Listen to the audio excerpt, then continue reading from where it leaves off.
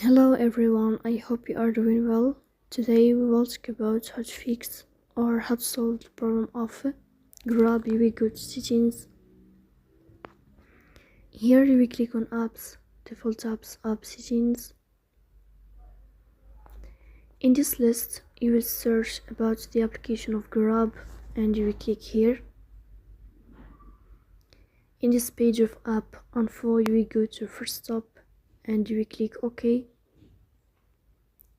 Here you will enter to the window of storage.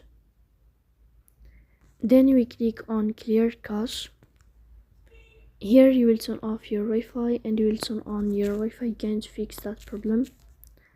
So that's all. Don't forget to support us by like and subscribe.